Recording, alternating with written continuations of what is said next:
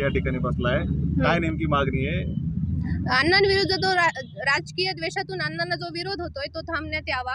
अण्णांवर जो चिखलफेक करण्यात आलेला आहे तो थांबवावा. अण्णांवरील जे खोटे गुन्हे आहेत ते मागे घेण्यात यावेत, ह्याच्यासाठी हे उपोषण आहे.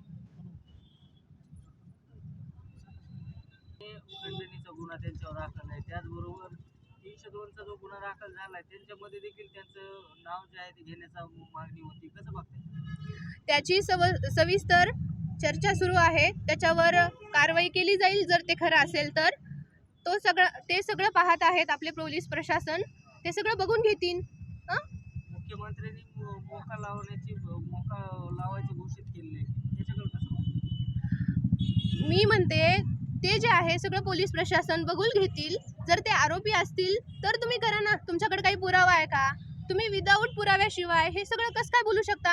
अण्णावर कसं काय चिखलफेक करू शकता तुम्ही? खरा हाच चेहरा आहे का अण्णांचा? हाच खरा चेहरा नाही अण्णांचा. अण्णानं खूप समाजकार्य केलेलं आहे, खूप भगिनींचं कल्याण केलंय.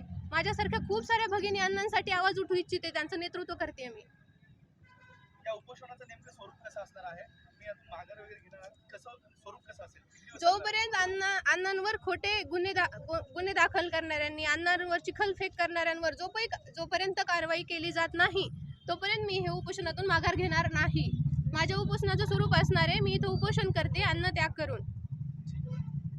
गेल्या काही दिवसात बांगर कुटुंबावर खोटे गुन्हे दाखल केल्याचं वेगवेगळ्या आंदोलनामधून म्हटलं जाते, काय नेमकं? बांगर कुटुंबाविषयी जे काही झालेलं आहे त्याची चौकशी सुरू आहे.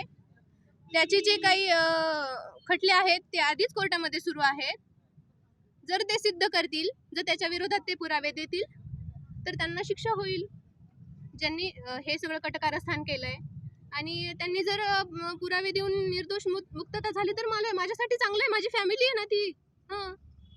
पण या सगळ्यामध्ये अण्णांचं देखील नाव येतं की हे सगळे गुन्हे अण्णांनी दाखल केले अशी चर्चा आहे.